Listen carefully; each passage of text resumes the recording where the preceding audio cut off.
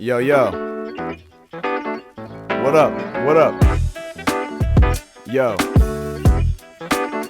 What up? What up? Hey. Hey, welcome.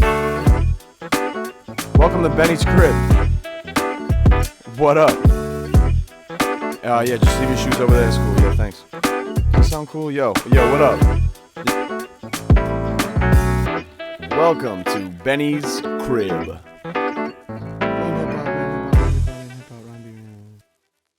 But you know, nobody's perfect. Come on. We're just laughing. We're fine. We're hanging out. It's a Tuesday night. Tuesday night. And ayo, we live at the crib. Welcome again to Benny's crib. I don't even have to look at the script for this. This is an introduction. And it is a nice winter night. There's a lot going on right now. I'm staring at a bunch of lights and a cat. I forgot to clap. I'm going to do it here just as like an exclamatory gesture, but that was for the audio purposes, allegedly. I think that's good for an introduction. Folks, we here. I'm going to just get out the way early. Blue, 217. We're putting on a show. I figured we might as well get most of the bill here in the futon. And also because, honestly, a little bit, maybe more importantly, we got 3 OGs of the podcast right here. Guest-wise. I'm talking pre-pandemic, pre-Epstein, pre-inflation, pre-everything. Actually, not lying. Actually, most of that is true, I think. Mm-hmm. All 3 guests here were not on video before. And since we're doing a show together, I said, let's get the homies on the futon. So, Angelikah, Just Milk, Kristina Kentigian. What's up? Angelikah Fahray was what I should have said. Angelikah Fahray, I like that. How we doing? So good. Good. Got some jasmine tea. Good. Staying Y'all got hydrated. tea? Tremendous.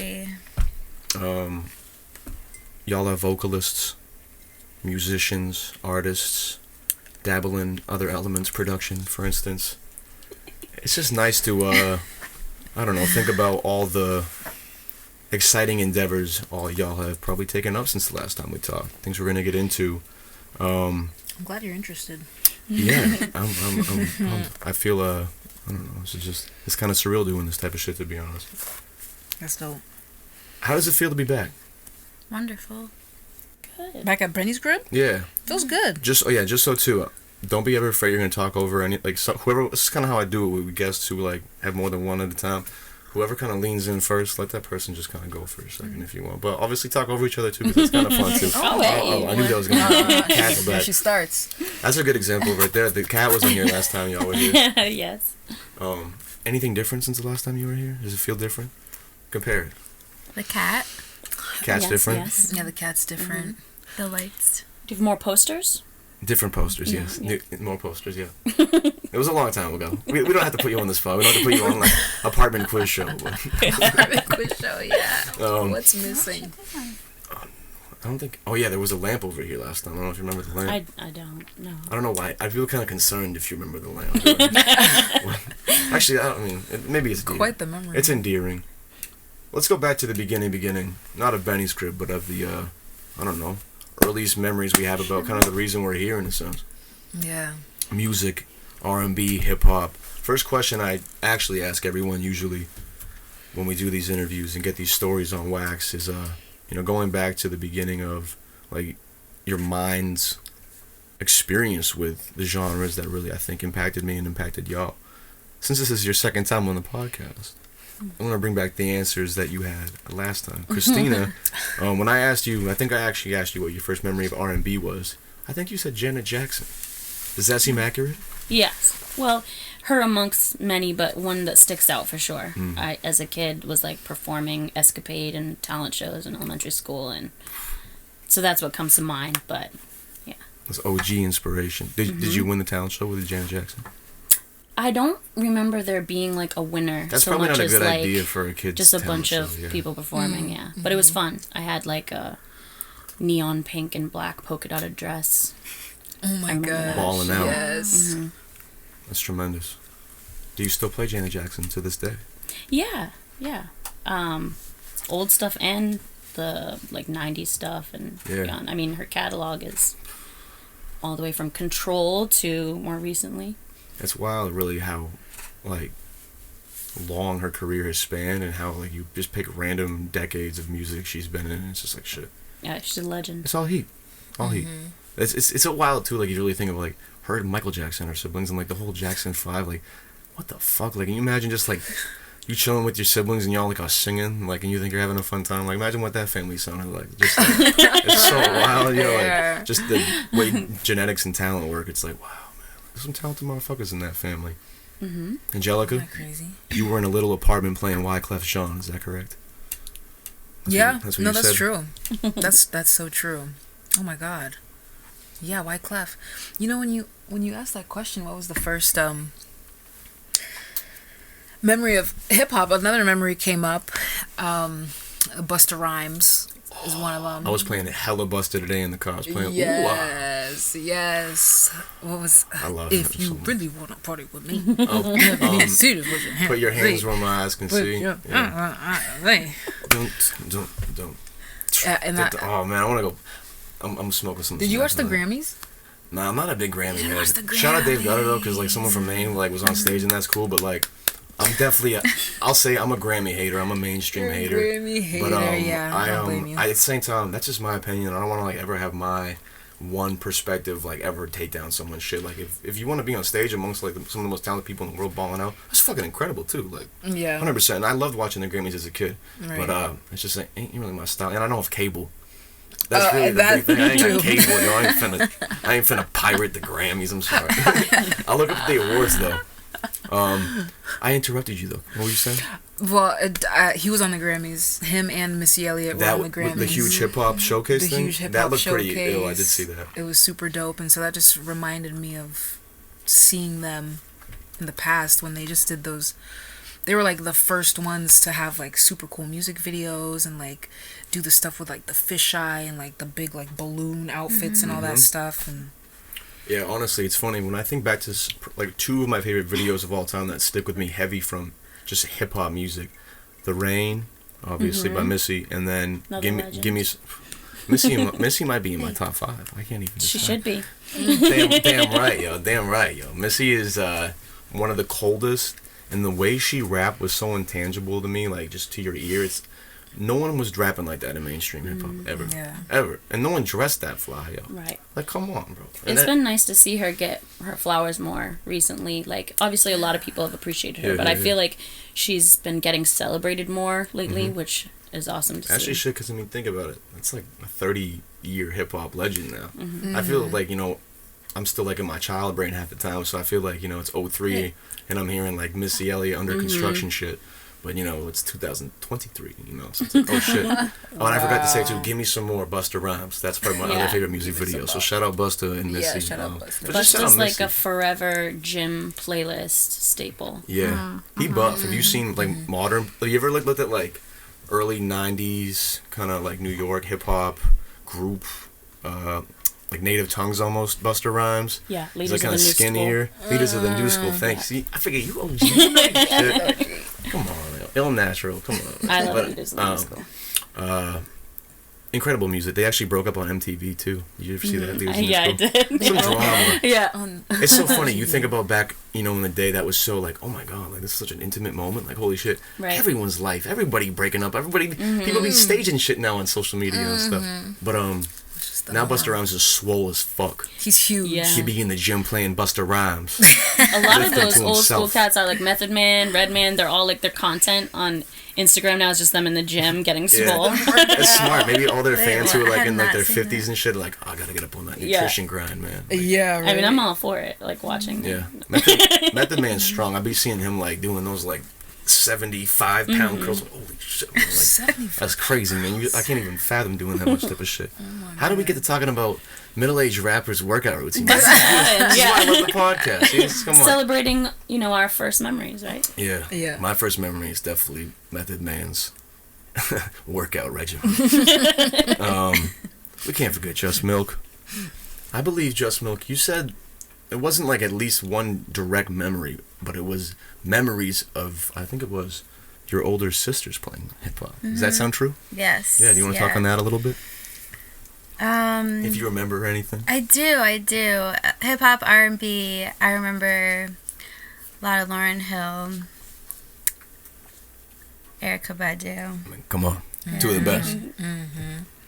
I remember a little down the ways that my sis had Jizza's liquid swords. Oh, that's so good. Classic. That's pretty badass. Speaking of Method Man, one of my favorite Method Man verses is on that album. Please continue. I don't want to destroy it. I also remembered too when you asked this before. Me and my friends at camp, like freestyling. What age? Like 12. Oh, going hard, bunch of little white 12-year-olds freestyle. I'm assuming. Yes. Hey, you know who didn't freestyle in their youth? I still freestyle. I just freestyled like last week. Yeah, I freestyled this morning. Sometimes, like, honestly, like, I just be projecting things in my mind. I'm like, stop. Like, you're in your kitchen freestyling, like, making eggs. Like, you can do it. That's pretty much where I got my singing start, was in, like, ciphers at parties. A bunch of MCs, like, freestyling a circle and be like, Kristina, come sing. And they just have me sing some random, like, embarrassing vibe out vocal stuff in between. I want to stay in this. If I say the phrase, like, wild memory of, like, one of those parties where you, like, you know, you in the cypher, it's getting a little, you know, maybe the parties, it's been a wild night. Is there any, like, stupid, crazy party you can remember in your youth like that?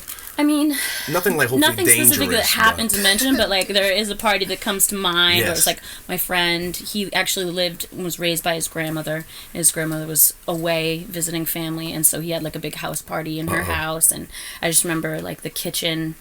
It was a fun, wild party, and in the kitchen they had a cypher going, and I just remember, like, my friend Miguel, he's since passed away. Rest in peace. R.I.P. Miguel. He was trying to coax me to sing his name in the cipher. And just a lot of, I just remember that one specifically because it was, like, one of those ciphers that just went on forever. Oh, sorry. Oh, it's all good. That went on forever, and it was just a good night. It was a good time. Yeah, I love the those cops didn't get called. That's the kind of memory you should remember, yo. Like, I know everyone wants to be like, oh, like, what's the craziest thing? But, like, I kind of do like those times where it's like, it felt like we were doing wild shit because you were, you know, you're with 10 people you know, plus maybe you cared about, you loved at the time, just doing a creative expression and getting inebriated until, like, the early morning. That's tremendous. Yeah. No one gets in trouble, no one gets hurt. That's kind of the nights we should always be looking for, I think, you know. I love, like, chaos and I love breaking stuff, don't get me wrong. But, like, in a playful way, like, you know, petty vandalism, nothing serious. Allegedly, this is all alleged. Anyway, but some of the best nights are when you just have some tea with some friends. Yeah, you know? Yeah, good memories. All right, look at that for a segue. So shout out, you know, our youth and early memories of the music that we still love today. For sure. Where did you all grow up, just for the people at home who might not have seen or heard the earlier stuff? Portland. Albany, New York. Mine was mostly South Portland. All the Northeast region. Northeast region, yeah. I'll give a podcast tip. Anybody needs help transitioning, pretty much just summarize what happened. Summaries, you know, they're good. On some art shit, though, I'd love to talk more about artistic and music endeavors, perhaps, if we can. Let's do it. I guess we'll keep it flowing. Kristina. Yes. Since we last talked on Wax, you dropped some super hot singles. That makes me think of Missy Eliott whenever I see super. Super fly. Super. Love in the Backseat. Yes. Fluent in You and Meet Me in Denver, to name a few. Yep. Did you have a plan to drop all these, like, in as that sequence, or was it a more organic, you know, like, release in the moment? I think it was more of an organic. I mean, the intention was eventually not to use all of them, but maybe put a couple on an EP and, like, with a bunch of new songs. Hasn't happened. And I won't put those ones on an EP moving forward if I make an EP. But that was the plan anyway. Yeah, I mean, I think they're all really great songs. I just, Thank you. Everything, you know, just from, I'm a big single artwork guy, because I grew up, you know, still buying CDs, and you have the B-side to the single and all that shit that makes me, like, nostalgic and really excited. And I love, like, just seeing, like, artists take time into, like, what the artwork for the single looks like, what the music video is like, and just even, like, I really appreciated kind of the vibe you had in each song. I thought they were all kind of different, you know, like, Love in the Backseat's kind of, you know, almost like, you know, with the Shane feature, it's like a hip-hop kind of more, you know, kind of, you could play that in the whip type of ballad type. Fluent in You's kind of like, you know, one of those joints where if I kind of just want to, like, remember how to love but First to Myself, that's a joint you could put on. Meet Me in Denver's like you already figured that out and you on the way, yo. Yeah. You already got the outfit and you smelling good. You know what's up for the rest of the night. And yeah, just, you know, great. And then I think you got the holiday song too, right? Yes, yeah, with B-Cap. Shout out B-Cap. Yeah. Did the RhymeBeat logo.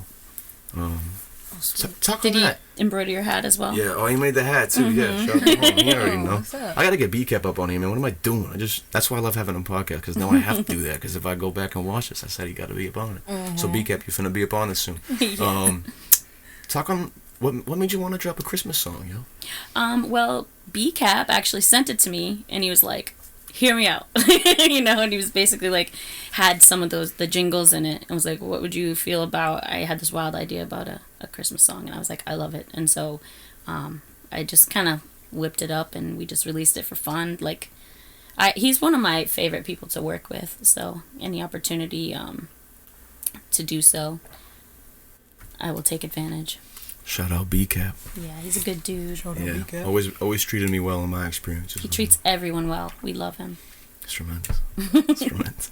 You got very serious when you said that. I was like, oh shit. I like to acknowledge people who deserve to be acknowledged. He's a kind person. He's like been a part of the scene for as long as I can remember, just always showing up for people. He lives in Massachusetts. He lives in Tewksbury, and he drives all the way up here all the time. A lot. To bring people merch, to go to the shows even. He showed up to a lot of my shows.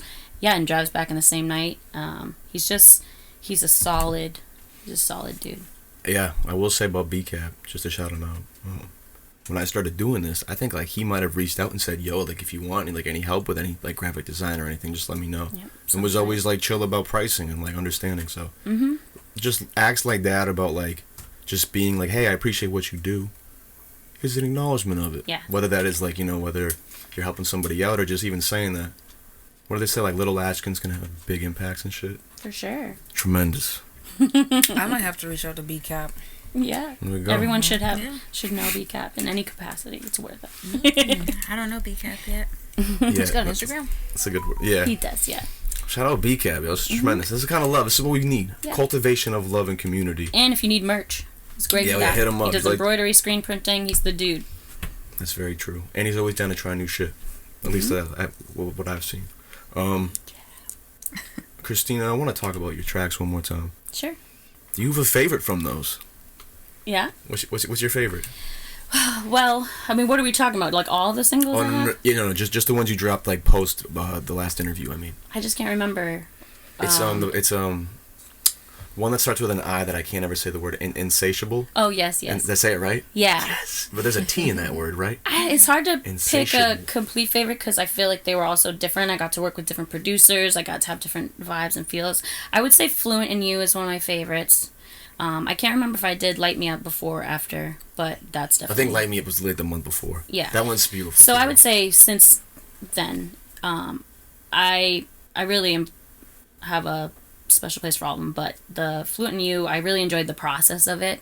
Like it started with just vocal harmonies that I layered, and then I wrote to that. Is that the ooh? Yeah. Oh, that's And then I added some things of my own, and then I was able to take it to Dan Capaldi over at, it's called Monaco Studios now. Monaco. Yeah, they're great over there. They're dope. And just Dan is one of my favorites to work with too, and he's very creative. He loves to, like, he's very good at thinking outside of the box. And yeah, he's just awesome to work with. So that, I think that process and how we worked together to build it, and it, like where it started in the vision, and then it took on a whole, like, that's always fun, right? Like seeing it transform. That's a great video too. There's a video for them, right? Josh did that video. Yeah, Josh Hand. It was freezing. it was in a warehouse, and it was freezing. So I was trying, like, as I'm doing it, to not shiver too much. Didn't look like it. That's good. That's good. No, it was fun process. Aside from that, anyway, and I liked his vision, like the in between shots of random things he incorporated and the color blocking. It was really because that was what in like the pandemic was kind of like popping off a little bit. It was just before. It was like the October before. I didn't release it. Like, it wasn't ready for a while, but we had filmed it like the October before. Gotcha. I'll get back to that question later on. Sure. I want to pivot to something else. Just Milk. Hi. You just released your debut album. Yes. It's okay, honey. I love you. Can we talk about that? Definitely. When I say that sentence, what do you want to talk about? What emotions come to the surface? A lot of joy and relief and release. I know it's not like there's like no beats in it, but it's been a dream for a really long time to produce an ambient album and an album in general that has like so much intention behind it.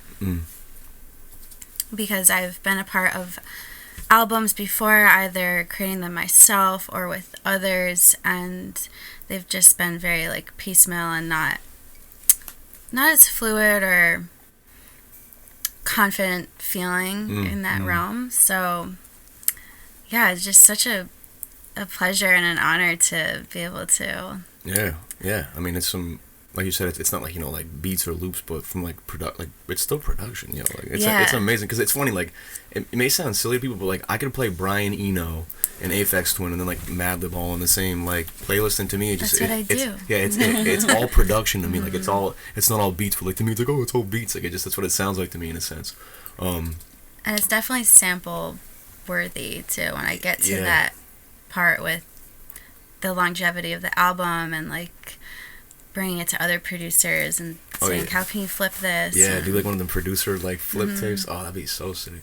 Yeah, because I've definitely loved the I mean, just I guess the word cinematic is kind of like a word that I always use to encapsulate the feeling of just an artistic project that takes me on a whole elongated journey. It's like the energy you feel at the last note, you can like still kind of feel the presence of the first, in a sense, in certain albums, and that album kind of hit that for me, because it definitely feels like, I believe you said there was like extreme intention in the art, and I can definitely, at least as a listener, feel that in my ears and hear it. So it's cool that you say that. Let me bring up some questions here too. If you had to describe your album to somebody who had no idea what the project is or have never heard your music before, how would you? I would describe it as a synth sound bath. A synth sound bath. That sounds cleansing, nice and warm. Very and warm. All temperatures maybe though. And I shiver every now and then just if you need it. Just to get you back into the warmth again. Exactly. Yeah, there's a couple moments in there where you're like, oh. Well, life can't be all warm. Life isn't really warm if you think about it. Universe is more, you want to get real upon this? Universe is way more darkness and no light and cold. It's just a cold antimatter vacuum of nothing. And somehow in that, this little speck of light popped off, and we all living and drinking delicious tea from some other part of the world, looking at stage lights that Tesla got assassinated for. How did we get here? Most of that's true too, all Jack. facts, though. Yeah. Just Milk, what's the biggest thing you learned about yourself making this project? The biggest thing I learned about myself, wow.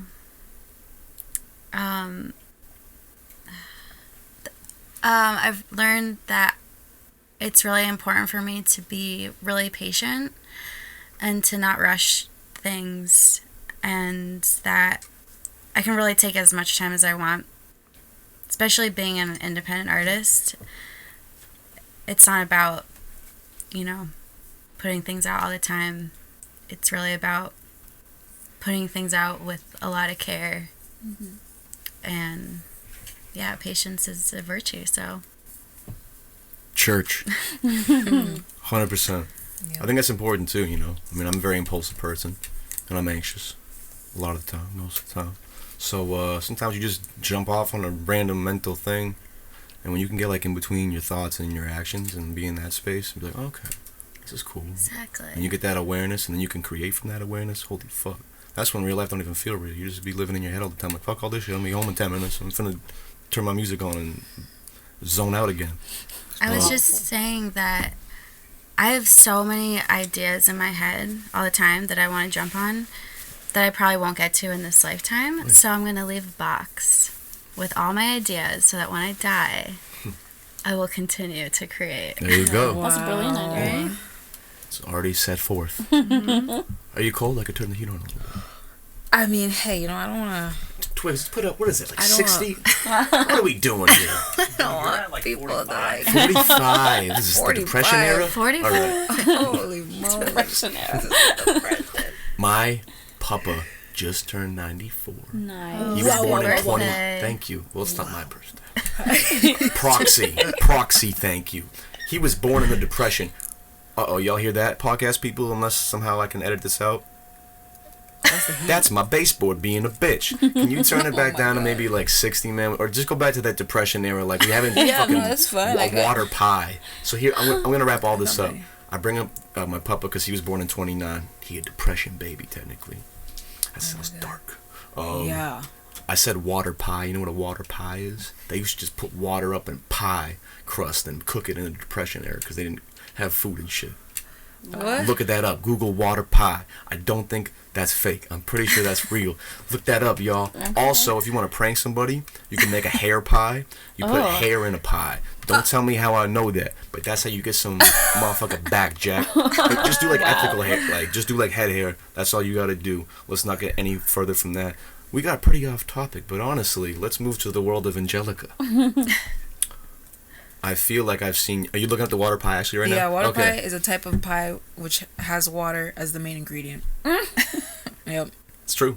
I ain't capping on the water people pie. make it for fun. I ain't tried that, and I ain't tried a hair pie.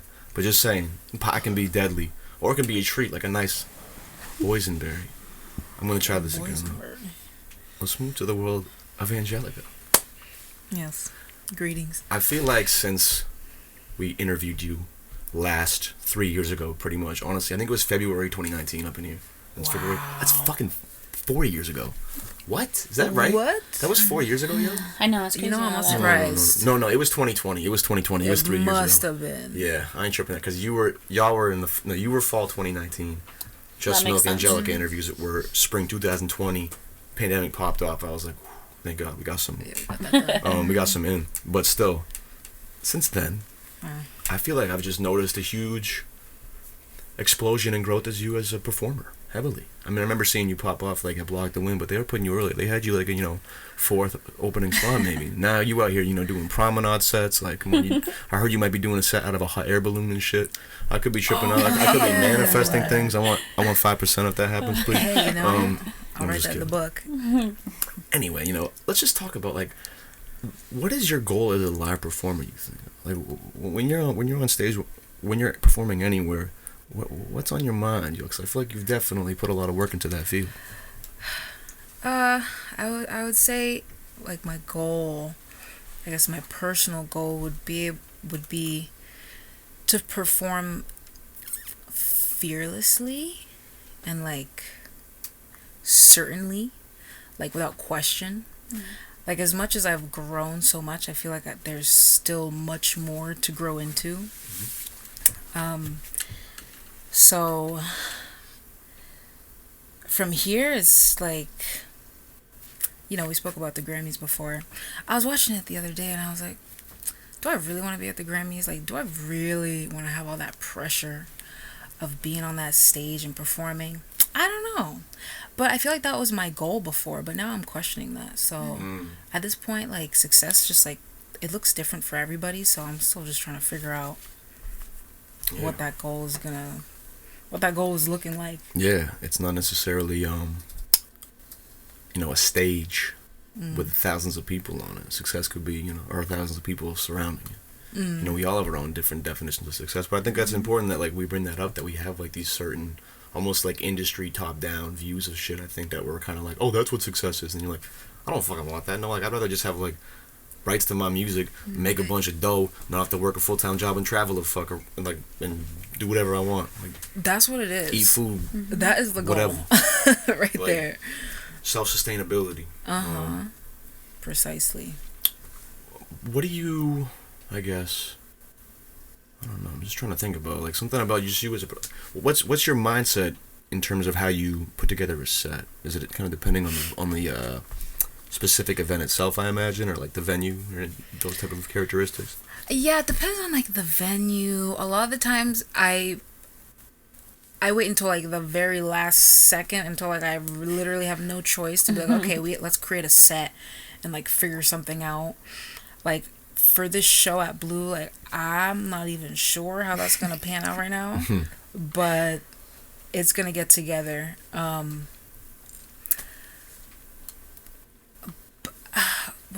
How do I put a set together? Yeah, I mean, what's your mindset like? You know, is it just? I mean, it sounds like it is very, you know, just in the moment, whatever the set is, you know, that's what it's gonna be. Yeah, it depends. You know, I really like the shorter sets because some of my acoustic songs I don't necessarily like performing because like I know I play guitar and stuff, but like I personally don't feel like I'm that great at guitar. I just kind of play it so I can get the idea out, and now you know I have no choice but to perform in front of a bunch of people at a skill that I'm not super skillful at. In your opinion? In my opinion, I guess. Yeah, in my opinion. So yeah, it depends on the venue and stuff, and the shorter sets are better because I don't have to perform that many songs. Yeah, I feel you. Yeah. Oh, it might be a good segue too, because you've also been working in the studio heavily, I imagine. Because I've seen you dropping demos on some SoundCloud and shit. I heard some pretty promising stuff that it doesn't even sound like a demo to me. You know, it sounds like a full joint, but well, I appreciate it. Yeah. What's your then? I kind of wanted to almost compare. What's your process compared to or I guess like in the studio first? Like we'll talk about that, but even in correlation to the live side of things. Like, is there a different type of mentality you have in the booth as opposed to on stage? Definitely. Let's talk about, like, in the booth, what's your mindset? Like, what's the vibe check in the booth? So, like, when it comes to the studio, I'm usually at home. I have a home studio. My studio really is, like, in my bed on my laptop, like this, with my headphones and my little mic, which has leveled up to an actual little studio setup. Hey. So, I'm just, like, super comfortable. You know, nobody's looking at me, nobody's judging me, picking my nose. You need your space. Sounds like. Yeah, I just need my space and like judgment-free zone to just like noodle and try different things. Whereas on stage, you just gotta be just a little bit more polished. You know, that's not a place to be going and like picking your nose and your butt and stuff like that. You got eyes on you. Yeah, you got eyes on you. Any little thing, a mistake or something that wasn't planned is just like a little bit more blood rushing. Yeah, you get that anxious kick like, oh fuck, I'm a confident I thought I was a confident person. Yeah, exactly, but I actually fucked up. So yeah, it's definitely being in the home studio it feels good, and it's always fun to cultivate more creativity and stuff, and then share it on stage. Yeah, that's beautiful, yo. Yeah, I think it's just so interesting how you can have such a difference between the act of creation by yourself and then around other people.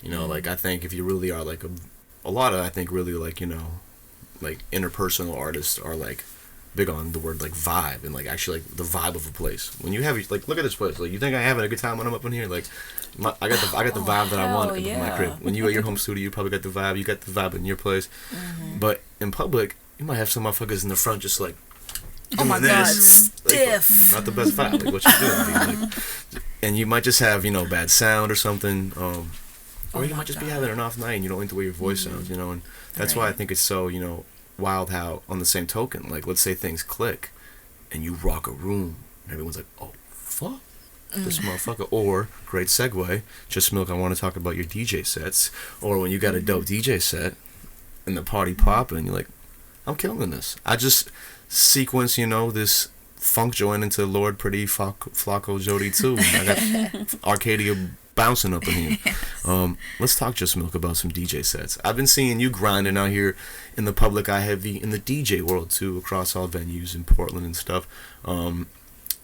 Let's talk about like you picking kind of, I don't want to say picking that up, but like you, I think like taking it to like a pretty prolific pace, also while making an album. Like what was your mindset like getting into the DJing world out here a little bit more, like just as of recent? just, it's so much fun. Yeah. It is, I have the best time doing it. And it's definitely something I've wanted to start doing for a long time. I remember at least 10 years ago being like, I just want to DJ, I want to like get into it. I love mixing songs in my head and like figuring out what works together. And I think it's really something that's become even more fun just the older I get, because my library of music is constantly increasing.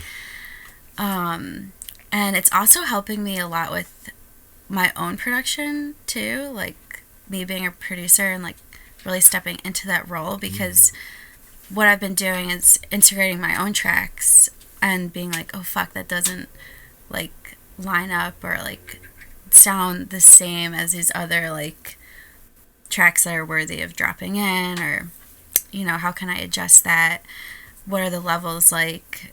So it's really helping to just expand my own ears. And lots of fun, just so much fun, so vibey. And then also too, like I like performing and singing and stuff, but I think I like not more. Yeah, no, I feel you. Yeah. I feel that. Yeah, it's interesting. Like, performing isn't like, you know, just because you're an artist doesn't mean you have to perform, you know? I think it might be fun every now and then, just pop out and catch a vibe, like, okay, yeah, I'm good for 7 months. You know, Yeah, it's which like, is kind of been my run. it's really. like, or you could be someone who's like, I want to do this 7 times this month, you know? It's like really about just how that feeling inside, like your inner, I guess, like creator feels about it. And that's what you just gotta listen to. That's what the thing about artists to me, like everyone has like, I want to make it. Like, what content do I need to put? It's like, dude, if you don't from the jump have this like organic art form getting created from you, like, what the fuck are you doing? I always want to say that to people, just like, if you went in it for like authentic passion, you're gonna burn yourself out, or like eventually like you're gonna see how corny you look, like trying to like front that you aren't really doing something you want to do. And that's why I think it's cool that these conversations keep on kind of going to the fact that like, what was your mindset like? It's like, I'm just doing me, yo. Like, and that's like the most important thing, like, I think. And that's why I like having these conversations to remember the importance of self and creation from that place. Yes. Let's keep it going. I want to go back to Kristina. You went through a pretty intense health scare. As much as you'd like, you know, what was that story, and what did you, you know, just learn or have like any major takeaways from that powerful experience? Sure. Well, I guess just to describe it first, I was born with a heart condition, and it was like, you know, had my struggles, but it was pretty manageable for a long time. And then over time, as I got older, things just progressed, as they do with this type of condition. And I reached a point where I was in what they consider end-stage heart failure. So I needed to be put on the transplant list for a heart transplant. It was, the evaluation process was maybe about 6 or 7 months, but I was only on the list for 4 months, which is like pretty good. And it's kind of where you want to be, ideally. Not too sick, but sick enough to get the heart, because you have a better outcome that way. So wild, like that's how it's it really works. lucky in that sense. Yeah, it's all been very wild, for sure. It's the best way to describe it. But yeah, so I had, you know, as I was waiting, and then got the big call, and then ever since then, well, it was a year on the 29th of January. It's been just a year of kind of focusing on just making sure that I'm taking care of, because the first year is pretty crucial. And so I just wanted to make sure I was doing all the things that I was supposed to do. So I had planned to take the time off and not have any guilt about that. You know, some people do go back to work like after a few months, and you know, I think it's different for everybody, like what they need to do or what they want to do. Some people, that's what fulfills them, or they need to. And for me, I was in a good spot where I didn't need to, and I was like, I'm just going to take this year and heal and, you know, work on it and have a surgery, good success, you know. Yeah, it's a... I mean, you got a new heart, bro. That's pretty crazy. I don't even I have like a big battle scar here now. But yeah, it was definitely crazy. It becomes all encompassing, to be honest, because it is such a big event. So I think like it's not like it's been my whole life, but it has been very all involved this past year. I Yeah. think I'm finally coming to a place where it's like I'm getting back to like some normalcy where it's not all very centered. Also mainly because now that I'm at the year mark, my doctor's appointments and procedures have lessened, which is good. Yeah. So that helps me get back to like a more normal kind of rhythm of life. But yeah, it was a crazy year. I tried to fill it in with as much stuff as I could. Like, I did a lot of hiking. I told myself, like, growing up with a heart condition, I had a lot of limitations physically. I mean, I did fine, but, like, I couldn't hike and things, incline anyway. Couldn't run, couldn't do things that you, like, really exerted yourself too much. So I told myself, like, if I had that blessing, that opportunity to have, like, a different way, then I was going to take full advantage. And so I tried to as much as I could. No, I mean, that's just powerful as shit. Like, I'm just so happy that you made it through all that and you here telling the story. That's kind of why that's kind of just wanted to hear. I was like, shit, like, I've been very, very lucky, like really lucky, with the outcome, and with my team and the support I've had, like friends, family, all of that. Like, it's been a very lucky situation, life. Shout out that. Speaking of hearts, one thing that helps lower my heart rate is meditating. Just milk. Talk about meditation. Do you offer up some workshops, perhaps? I have. During the pandemic, I got really into teaching meditation because I grew up Buddhist. My parents studied with a teacher, so I was around it, and I was like weirdly obsessed with it. I would like go on retreats as a child, like, yeah. That's epic. And I remember too, I was in the 4th grade and I said I wanted to be a meditation teacher when I grew up. And yeah, Your dreams came true. I know.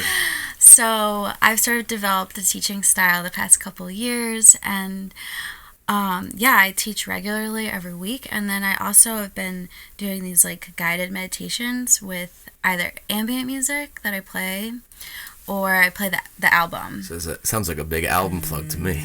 Oh yeah, it is. The long con. Oh yeah. Just playing.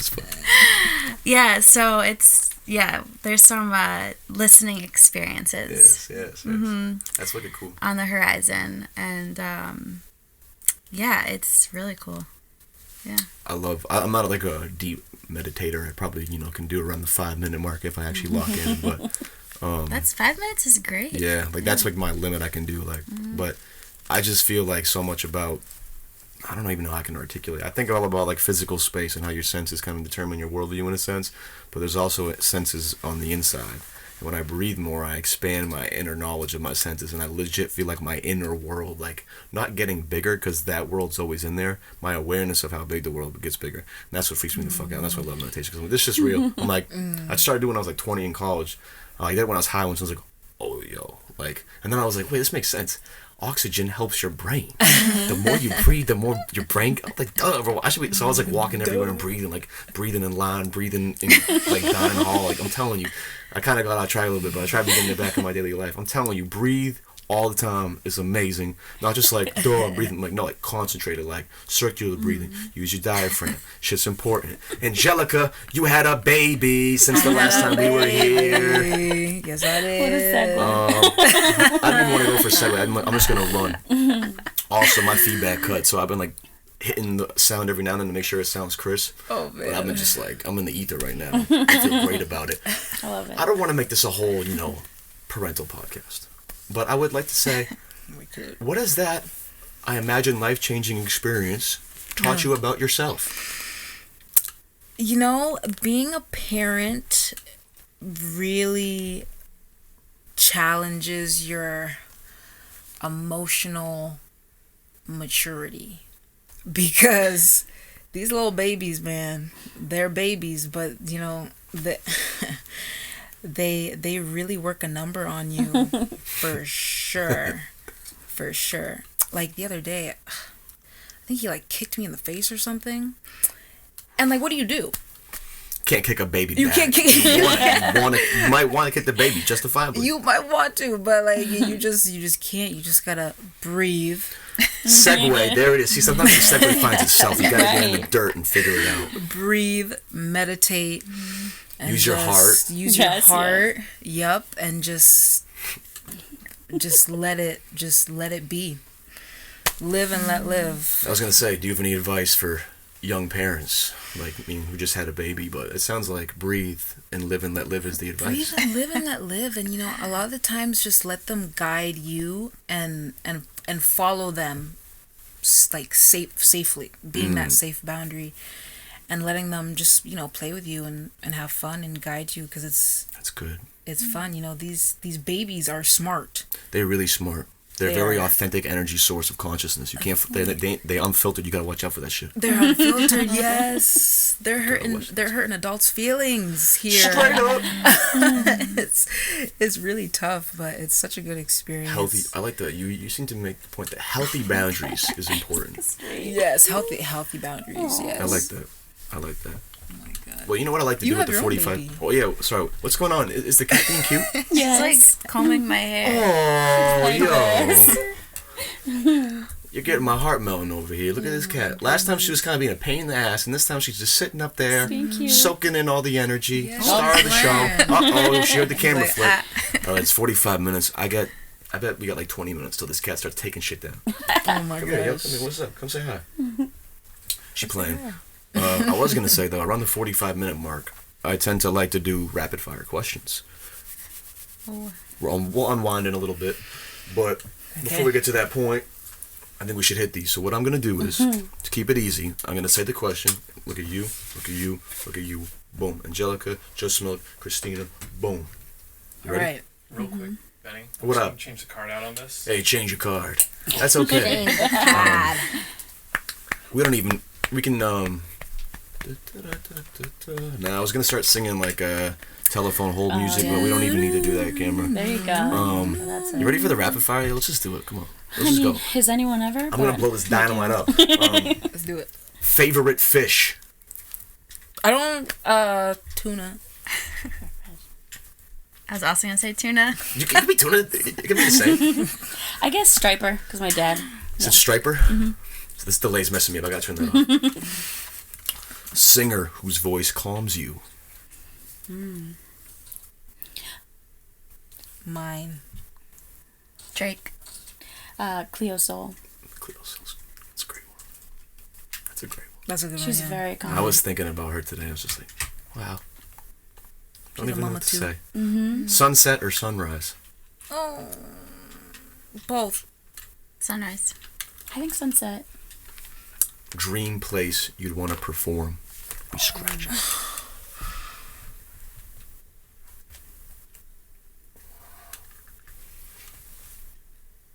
Oh God. Yeah, Yo. I'm spacing two. Electric Lady Studios. Electric Ladyland Studios in New Yeah. York. Ooh, That's a good one. That is a good Epic. answer. R.I.P. Hendrix. Yep. All right, we're getting a lot of dead air here. Yeah. Yeah. Come on. Oh God. What we doing? Coachella. Coachella, Eric Andre show. I got your answer right there. Okay. Yo, Thank Eric, you. please, if you and I could go on the Eric Andre show and you could be the performer, I might legit die. I would join the Heaven's Gate motherfuckers. I'd sacrifice myself for that. What's a decade you time travel to? 2030. I like that one from the future. Yeah. 1970s. I think maybe go back to the 90s for fun. Fuck it. Y2K. I know what's gonna happen. I don't have an answer for that one. Last album that moved you.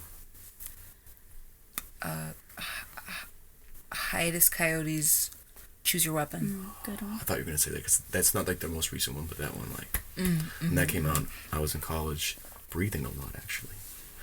Took that out. Breathing a lot. I love it. Last album that moved me? Oh It could be my a bad move. Like, fuck this. I don't like this album. Doesn't have to be good. Well, I don't want to bring up Drake again, but Massive really hit. There you go. I'm blanking on the name of it, but Lil Sim's latest album Yes. That's is that, like, it's that I think 8-track she's one. like, she's probably one of my favorite MCs in She be recent spitting. years and like period. I She think be she's spitting. incredibly brilliant. Legend. UK. She's been making legendary albums out the UK for like at least 10 years now. I feel incredible. Shout out Lil Sims. That's a dream show I'd love to see. I'd really like to see her For live. sure. What's a question you're tired of getting asked? That's a good question. Maybe that one. Is that the question? That'd be funny. Would that be a paradox? The question I'm tired of Being getting asked asked a is what question. question am I tired of getting asked? Next question.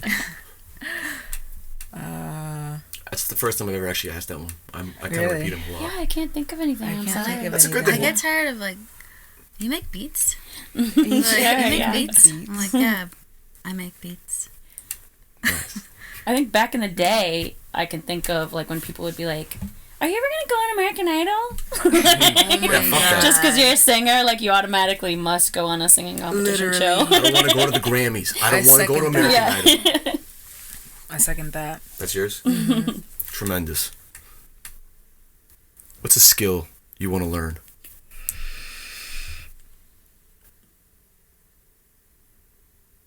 I can answer if you're. I want to learn to DJ. Like, it's been a dream of mine for a long time, and I feel like I, like, share my little songs on social media, and that's my way of, like, as close as I can get to playing DJ by being like, look at this song I'm listening to that I love so much, check it out. But, yeah, it would be a matter of, like, dedicating the time to it. But that's definitely... You should do it. I just got a new Mark, is that what it is? One of the 2 turntable one. And some 2 speakers and DJ, or no, I got Serato Light. I'm just dabbling, trying to get the BPMs lined up. I know a lot of sample sources, but no snitching. So like, I'd love to pretty much like I don't even want to like DJ like hype functions. I could do that like maybe once in like a blue moon just to like get like 30 like great cuts out on the floor and see some sweating and some people having fun. But really, I just want to be like in the background of a house party and like like for instance, there's a Willie Hutch song, the Ghetto Boy sample. It's a well known thing. Mine playing tricks on me and shit. I'm not snitching. They had to pay for it, so don't get mad at me, internet beatmaker people. If they ain't sample snitching, if the label cleared it and shit 30 years ago. But I say that, like, imagine you're at a party like smoking, you hear like some old 70s song, and then it's like, boom, Ghetto Boy shit. Yeah. Those moments like snap you into reality. It's almost like if Yeah. every second could be a new universe, that second when that music hits solidifies it. Let's get back to the rapid fire. Did everyone answer that question? They didn't get a chance to. Sewing. I want to play drums. Nice. Sewing, drums, beats. You know what's weird? I just started sewing shit too. Really? I literally just started sewing buttons on my shirt. I felt like a scumbag. I was like, hey, Ma, can you sew this? I'm like, bro, you got YouTube on your TV, man. You can learn everything. Hey, we'll start with you. What's your favorite way to eat eggs? Hard boiled. Ooh. Scrambled. Omelet.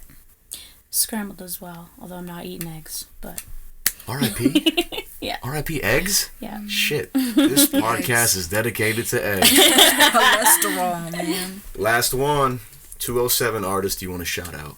Could be yourself. Self-love. Who cares? 207. And it could be just anything. Doesn't have to be music. Oh, I think it's really appropriate to shout out Dave Gutter and congratulate him for his Grammy win. Congratulations. It's pretty wild, Dave I feel Gutter. like I was just talking about him yesterday that like he's one of those people that you'd be happy to see anyone from Maine win, but like when they're such a chill, humble, cool person, it just makes it all that more like celebratory for them, and he is all those things. He's like that guy was like working with Bo and he's like chilling with like young artists. Yeah, he's all the super time. humble. It's just like, He'll create with anyone as long as he's inspired, it seems like, and he doesn't have that like too cool air about him, even with all his like accolades. So I really appreciate he's that. such a wild man. Dave Gutter. So congratulations, Dave. You deserve it. Yeah, shout out Dave Gutter for Congrats. that, man. On stage, probably high as fuck, chilling like a goddamn Maine music legend. Right. Damn. Who else? Come on. There's tons Ben of Spalding. Who? Ben Spalding. Ben Spalding. I don't think I've heard Ben Spalding. It's like a DJ. We DJ'd New Year's Eve Actually, no, that together. does sound really familiar.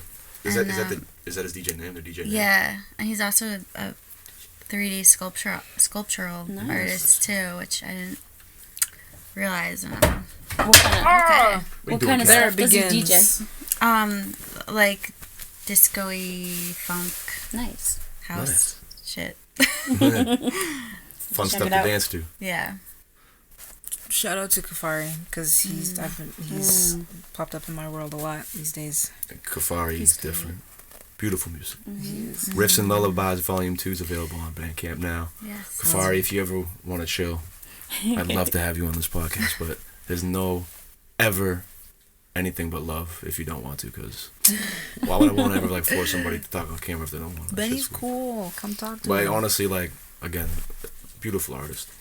Just one of those artists, when I first discovered, I was like, this person's making music? Like, out here? Like, what? Like, on a pink seafood joint? On a Sudan Archives joint? Like, Right. He's also such a nice person too. He's so sweet. Yeah. I've never met, but it's a small city. Yeah. You never met him? You should go to the Monday nights at the Jewel yeah. I Box. should have a radio show, so I want to get like sauced up and like have some fun. I'm like, I'm gonna be on the air, but you know what?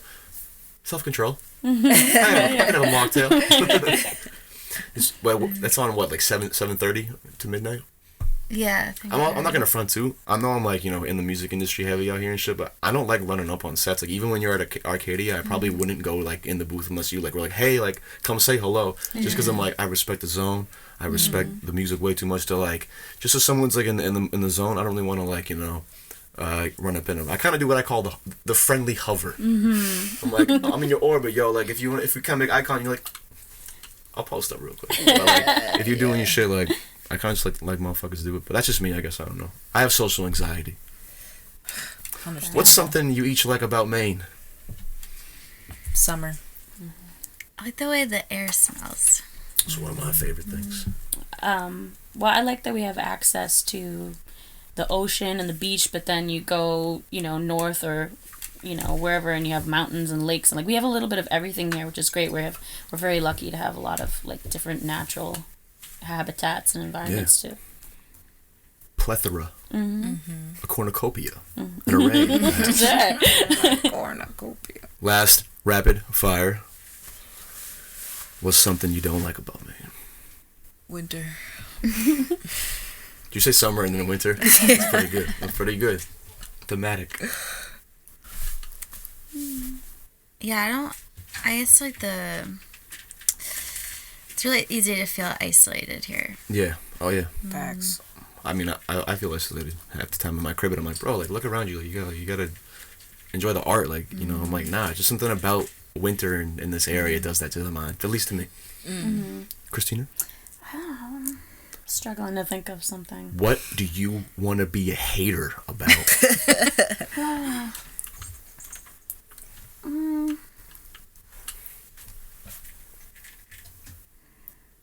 I don't know. I'm sorry. That's okay. She loves me. Yeah, I do. I love Maine. I'm sure, like, when I leave here, there'll be, like, something I'm like, oh, yeah, that thing. You hate that you're Right. not going to get to have enough time here. Yeah. I used to hate the winter, like, Angelic, but Yeah. I adopted the hygge, the Scandinavian hygge mindset. Let's talk, So how do you now spell I that? don't. Spell that for the people. It's Hygge. And pronounce the it? concept is, like, It's Hygge? Is that? was adopted for people. Like, in Denmark, their winters are similar to Maine. And so, in order to not be miserable, they adopted this idea of creating cozy environments and finding ways to celebrate the winter so you're not miserable. Perpetual coziness. Since How I've I view it. adopted that, I have really actually enjoyed Alright. winter more. I've been snowshoeing and All right, yeah, let's break it down.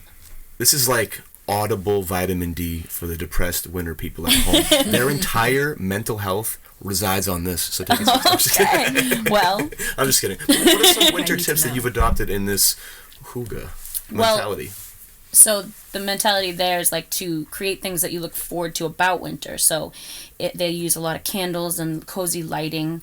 If you picture it of like ways to get together with your friends in more intimate settings and being I cozy do in like that that way, about winter. a different way of being social. And then in like doing things outside too, not just staying cozy and warm inside, whatever you prefer really, but it's making yourself think of the things that you could enjoy and do enjoy and like really diving into that so you're not focused on the stuff we hate, like the cold and the muddy slush and shit. That's good. That's actually a great segue to the next question. Before we kind of wrap it up here a little bit, I wanted to, this isn't rapid fire, but I like to instill maybe some gentle optimism. Please. What's something everyone's looking forward to? Whoever wants to start. Just anything. It could be my favorite show's coming back. I'm getting a burrito Friday. The show. I'll get to go home and sleep tonight. Whatever. Something simple, something big. It don't matter. I'll start. I'm gonna get high as fuck and watch TV after this. I'm pretty excited to do that. I like doing that a lot. Nice. But like at the end of the night, once you have a Yeah. productive day, you know. I Just mean, like, mine's gonna sound super dramatic, but just coming off the year that I had, like I'm looking forward to the future and years and having the opportunity to grow old that's huge. and just be alive. That's why we talked about your heart to contextualize the carpe diem Yes, of it all. for sure. Angelikah, just move. Yeah. There'll be A something. lot of things to look forward to. But the first thing that came to mind was the next time I get to eat injera with some dorowat and sigawat. I don't know if you've had Injera, is it bread? any. It's like an Ethiopian, like very. It's almost like a crepe. And it's like this. What's it? This soap? yes. Not soapy, but I always say that. It's like the little, Yeah, it's like little bubbly, bubbles, yeah. and you rip it and you put the It's food into soft. it. You put the food Oh my and God. it's Well, just that sounds like. good. I had that, I it's believe, just at so good. Asmara up Yeah. the block a little bit. That's the one. That place I is gotta go there. gastronaut. Oh my god. So Yeah, I haven't good. tried it yet, but I've heard nothing but good things. Cold glass of Let's water. go. I would face a nice J-bone maybe, if you want. And then hot plate on a hot or a cold winter day, on a hot summer steamy day. Oh yeah. Actually, no, fuck it. I would Either mess up one. Asmara. It doesn't matter. Doesn't matter. That food's Works. the flavor is so good that you It's so can't good. even deny it. You know you can't. What are you looking forward to? I'm just so excited to keep making beats. I feel like I'm just like don't want to stop, That's beautiful. and it's been so uplifting. Just, It's tremendous, yo. Yeah. I'm having a good time. I'm liking these answers. Mm-hmm. We're gonna wrap this up though, but I think we've really done something here. The show is that blew all these artists, just different vibes, Yeah. so many different vibes. So many. 1 pound late night set. I'm But trying still to get. very, like, we'll be very cohesive and Oh, cool together. it's a You picked a vibe. real, I feel like you picked a good lineup. I was Thank happy you. to be a part of it. I wanted to like get the people like titillated, like what the hell's going on from the frequencies of Just Milk, and then we're gonna hear some vocals. Here's Angelikah, and then it's one of my favorite singers of all time, 207 legend, Maine hip hop legend, Maine R&B legend, Kristina Kentigian. Thank you. Rocking. Is this your return headline set? Yeah, it's been over 2 years now. Come on, I wouldn't Oh call it a my return because God. that's like I don't even know what that word would mean, but like it's been just a little minute since you popped out and you popping out, and you're gonna do a little intimate, beautiful set, and I'm so pumped for that. And then 1 Pound's gonna serenade us with some Valentine's kind of smooth, beautiful soul and original vibes to end the evening. We're all gonna go home safely and sleep, and hopefully wake up with great memories. And that's Yeah. the promo for that. Tickets in the RhymeBeat bio. We're on the Blue website. If you don't go, whatever, just go. It's gonna be fun. It's like $15. Come Just on, go, like, yeah. like you're gonna be like, at home spending 35 on DoorDash. That's not even that Right. good. Like, come on, Literally. B. I'm speaking to myself in a sense. Before we wrap it up and plug all the important shit, and the cat destroys everything. Is there anything you want to tease that I might have forgot? Like anything that you want to just shout out real quick? Anybody? Ooh, I actually Just Milk was there as well. We did a show at Space, December 10th of last year, and there was a huge production that went on with Navidice Media, and that footage is going to be coming out soon. So stay on the lookout for that. It came out really, really nice.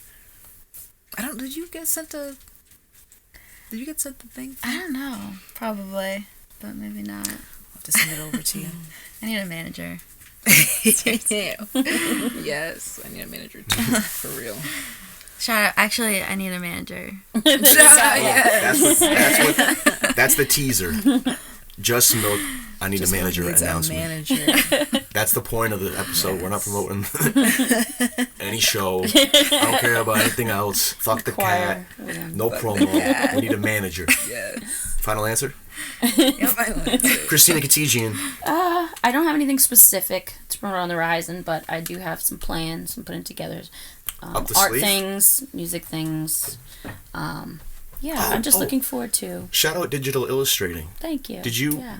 Was that something you picked up kind of during the pandemic, or? Yeah, I mean, I've always done art in some capacity, but I picked up the digital art stuff when I was more laid up, you know, dealing with the health stuff. It was a really great outlet for me at the time because, you know, I didn't have to rely on anybody else or anything else. I could just like hone in. You killed it too. The one you made of me makes me smile.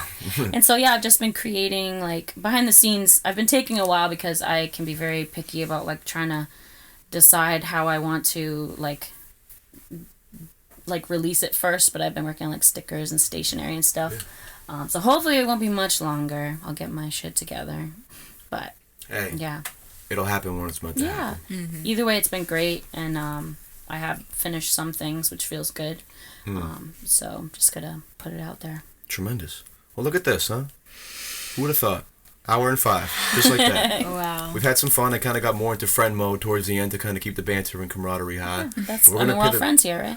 Yeah, we're friends. But this is journalism, so we're gonna get right back to the hard-hitting questions right before we end it.